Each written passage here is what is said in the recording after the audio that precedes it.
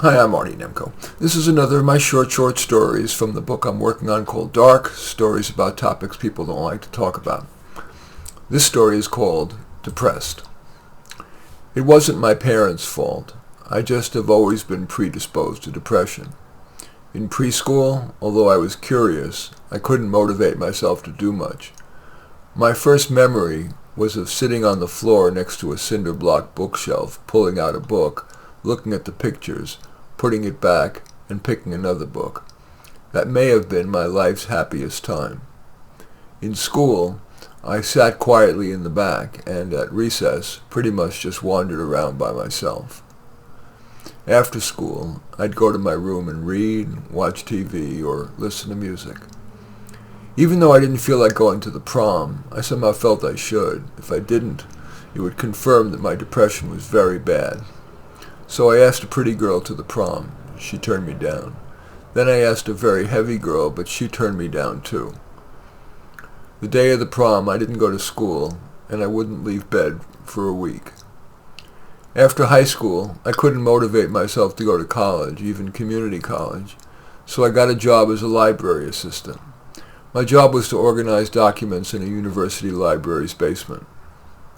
When I came home from work, I hadn't changed much from childhood, mainly reading and watching TV. Plus, I grew plants on my patio. I came to love moth orchids, Phalaenopsis. They bloom and bloom arcs of flowers for months at a time. I had about a dozen of them. I would stare at them in wonder at God's and, with the help of hybridizers, handiwork. On weekdays, when my church was empty, I would sit and stare at the ornate chancel, the stained glass behind, even at the pews. It made me feel good to think of all the people it took to get a pew there, a farmer, harvester, craftsman, and the delivery guys. One day, I got a call from a lawyer who informed me that my neighbor had died, had loved looking at my orchids on the patio, and she left me $2 million. That was overwhelming to me, so rather than deal with it, I donated it all to my church. The priest visited to say thank you, and then again every few days.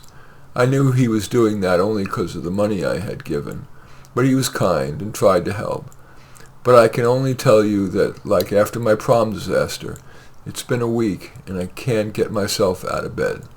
Anyway, that story is called Depressed. As usual, I welcome your thumbs up and accept your thumbs down. I always look forward to your comments and especially like it if you hit the share button below. Share on your social media so that my efforts can have broader impact.